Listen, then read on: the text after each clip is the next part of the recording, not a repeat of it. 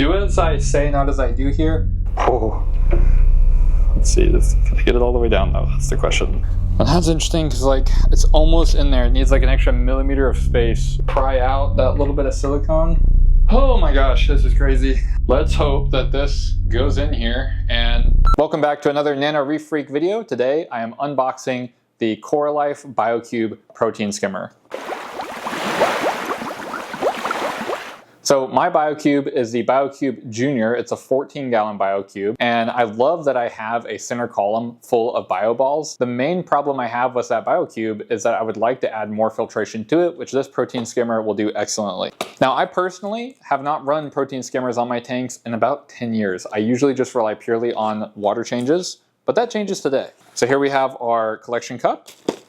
We have the primary skimmer unit, which literally looks like a larger skimmer, just miniaturized. I think that's cool. And then we have the pump itself for the skimmer. Let's see, is that everything in this box? I think so. Yep, some instructions. Now, why did I get back into a protein skimmer now?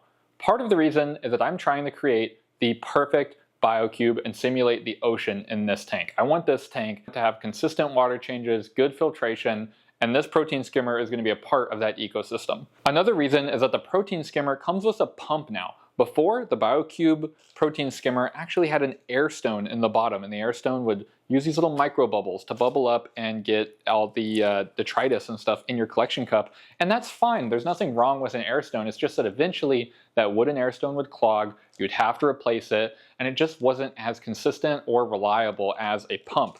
Now, a dedicated pump like this should, in theory, give you consistent results constantly as long as nothing clogs this tube and as long as this nozzle stays the same. You should be able to dial this thing in and it be rock solid. So that's what I'm hoping to achieve with this protein skimmer. Now today is just an unboxing, it's not a review. So you'll have to tune back in probably in a couple months for the review. Probably going to need at least 60 days to really get this bad boy tested and see how it does. But first, let's see how all these pieces go together and let's see how it fits in the BioCube. So this pump goes on the side of the protein skimmer here. There's a little inlet there, and you just friction fit that in there, and you're ready to go.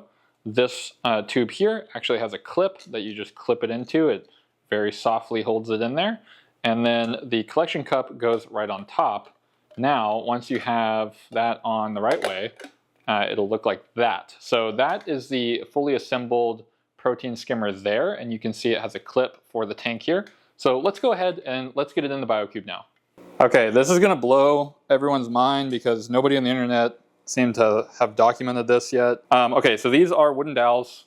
They're 1/4-inch wooden dowels. This is an oak dowel, this is the one I had success with. The BioCube, as you can see, has a first chamber, a second chamber, and a third chamber. The first chamber has a false floor, like a false bottom. There is like a fake bottom in there so that their filter cartridge fits in there, even though the BioCube is much longer than the filter cartridge. So the problem is I wanted to see if I could get the protein skimmer in there because that first chamber is the only chamber where the water flow does not consistently move. What I wanted to do is put the protein skimmer in there, and that false bottom was preventing this from fitting in there. I found videos online where people said the false bottom came out, but I couldn't find any videos of anybody actually removing it. I was able to get mine out. So here it is, and it's really this like super flimsy, really thin piece of plastic.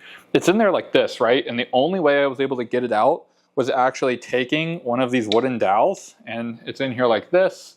You can see the grates are in the front. Right here in the front right of the grate, there's a weak spot. You can push right there, and it'll start to cave down like this, and then eventually flip, and you can get it out of there. And you don't have to use too much force, thankfully. So now what I did is this filter cartridge was in the first chamber. I took that out. Okay, so we're taking this bad boy out of here. You can see this thing's only been set up for like 3 days and it caught quite a bit of nasty mucky stuff in there. Cross your fingers and hold your butts if this thing fits in here or not. Oh, let's see, can I get it all the way down though? That's the question. Oh my gosh, maybe. What are we running into? Well, that's interesting because like it's almost in there. It needs like an extra millimeter of space. Okay, I might have this BioCube thing figured out. I don't know, we'll see. We're gonna try and squeeze this in here and see if we can figure this out. If I don't record this getting put in here, I don't think anyone will believe me that I got this in there. But you really gotta finagle it in. And like, I'm not even kidding, like you really just have to keep wiggling until you figure out how it, see, there we go, how it goes in there. And, oh, There we go. We're getting a little more. Okay, that might be enough. We'll see. Let's take the... Okay, I think I might need to route this. Okay. Like, is that going to cause problems? Well, it does close. That's a good start. It's in there and it's on, but it's not like deep enough in the water so far. Okay, in the back chamber here, there are some tabs that hold the filter on the side. Do as I say, not as I do here. But I'm gonna try and remove these with a screwdriver. Just see if I can get these out. I'm literally like, let me demonstrate. I'm literally putting the screwdriver in and then tilting it a little and then turning it like this to pry it off of there. And that seems to have worked on the top. One tab out. Can I get the other one? It looks like they're using a tiny bit of silicone to hold these tabs in. So that's the only part I'm fighting with right now, is that I'm having to kind of pry out that little bit of silicone. Don't drop it now. Yeah, you can see, oh, it looks like it tore this tab up quite a bit, but that's fine. It's out of there, it's all that matters.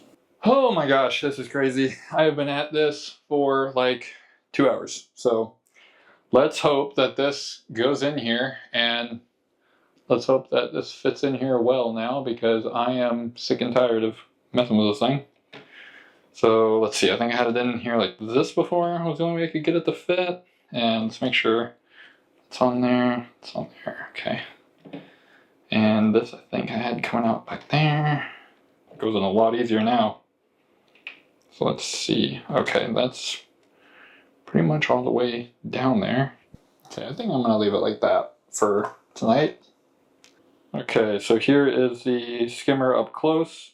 You can see the bubbles are just getting to the edge of the cup, and surprisingly this skimmer barely, and I mean barely, fits in the BioCube 14. Here's a little bit more of a zoomed out view, and it does close, the lid does close. So here, if we put the lid on there, and get it to focus again, and we close.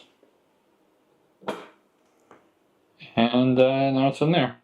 Alright, these are the pieces that I had to take out of the back of the BioCube to get the skimmer in there on the 14 gallon. So we had to take out the false floor and then the two side plates that hold the filter cartridge in there. I just used a screwdriver to pry them out of there, and they were just siliconed in, so pretty easy to remove if you have a lot of patience. Here we have the 14 gallon BioCube, just ignore the tripod on the left, and if we go in here, you can see that the skimmer does fit in there and it is going. So hopefully tomorrow we'll have some nasty stuff in that collection cup. It actually even looks like it's going over the collection cup now. I might even have to tone this down just a little bit here. Alrighty, it's the next morning here. BioCube is, you know, coming online. And let's see how the protein skimmer did. Looks good still. It looks like it's half full of skim mate though.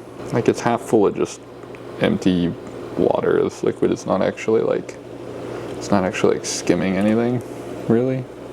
Okay, I just emptied the cup and then put it back on there, so we'll see if it actually skims up with some nasty stuff. I think it's plenty of bubbles because it was like halfway full.